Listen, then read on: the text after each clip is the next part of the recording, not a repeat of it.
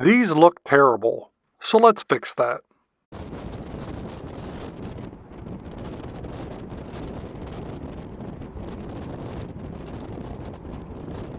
We'll start by making this job a lot easier. These are the two different door handles you're going to need, and take note, there's a different part number for each side of the vehicle. We're going to start with the door laid out flat on our little card table. There's 3 different torque screws to remove along the door trim, 1 on the side and 2 on the bottom, and then 2 more at the door handle. Lastly, we need to remove the window crank. To do that, I take this hook here, slip it up under the edge of it, grab that little pin out, pull it, and the window crank pops right off. Now it's just a matter of going around and carefully removing the inside door panel. Be careful not to break any of the little white clips. And this is what we're left with. We're going to go directly to this section here, right below the door handle, and peel back the plastic as carefully as possible. Get all the sticky stuff pulled out of the way. There we go. That gives us our only access point we're really going to have. So I'll try to zoom in here a little bit. This is what we're going to be working with. There's the inside of the door handle we're getting ready to remove. It's actually pretty simple. It's just you're working in a very tight space. First, let's remove this cotter pin right here that holds the mechanism that releases the door latch in place. I'll show you how we do that. I come in from the window side of the vehicle with a hook like this, slip it right along the glass here, slip it right under there, and then if you're looking from the other side, you'll be able to hook the cotter pin. And it pops right out. Very easy. Just don't lose it. With the cotter pin out, the bar slips right off. Don't lose that little washer that's underneath there either. You're going to need that to put this thing back together. Now's a good time to familiarize yourself with how your new door handle is going to work. This little clip here on the side is all that holds it in place. The problem is that to get to this, you have to insert a shim from the top side of the door. See if I can zoom in on this here. See the metal shim there? The one with the teeth? That's coming in from the top side, and that's the only way that it can come out or go in. So let's get to taking it out. Do whatever you have to do to break the old clip off the original door handle there.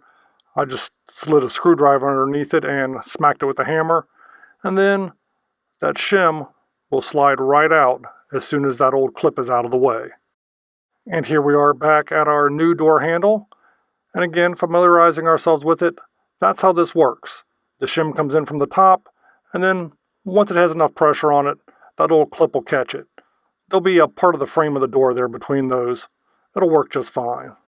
Here we are on the other side of the same door handle that we're working with. And here I still have that clip in place. You should be able to see it right there in the center of your screen.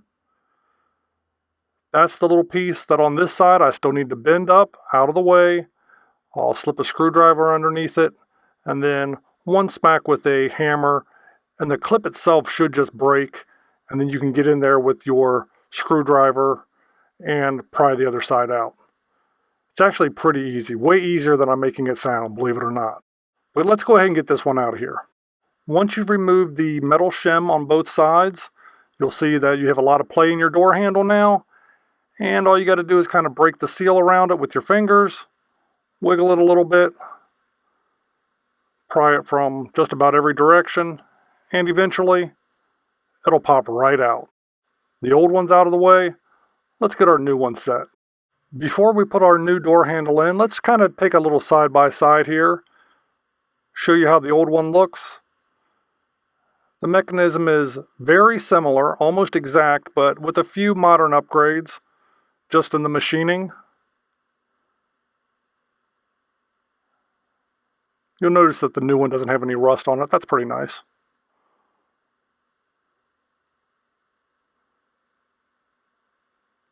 And the spring, the top spring on this one, the little coil spring by my thumb there, it's actually broken on the old one. There's the new one. Looks good and clean. All the springs intact. Let's get her set in place. I briefly flip the door over here. Here's our new handle. We start by cleaning out around our hole. Always clean out around your hole. Slip your door handle in place like that. There we go. Now I'll just flip the door back over and we'll start working on getting those shims locked in. With the door back face down, you can see the new door handle is in place there. None of the shims are locked in yet. I'm just kind of giving you an overview of what that looks like once that's back in place. We'll grab our old shims and get to work. Just so that I didn't lose you here, this is all the hardware we're working with on this project. We've got our cotter pin, our little washer that was on that same rod as the cotter pin, and our two shims that we've removed. The new clips are already on the new handle.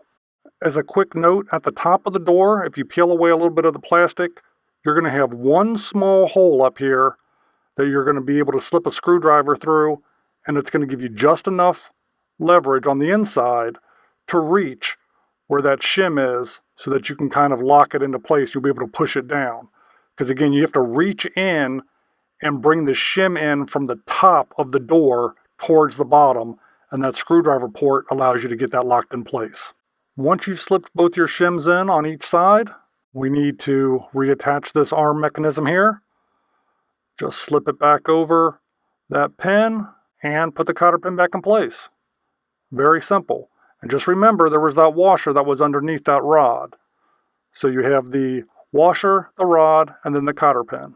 Provided you got your two shims in, one on each side, exactly the same way they came out, you should be done. Let's go ahead and get this thing sealed back up, get the panel back on, and work on the other side. Our door panel's back in place. Everything's screwed down. Hey, remember to put that window crank back on. And as a side note, I've shown you every tool that I've used in this process. No special tools are required. Time to peel the plastic and reveal the finished product. Hey, I hope the video helped you out, and if it did, you know what to do. And maybe, just maybe, I'll see you on the next video. If you enjoy videos about the randomness of our amazing world, consider clicking on the globe to subscribe, or maybe checking out one of the other videos right here.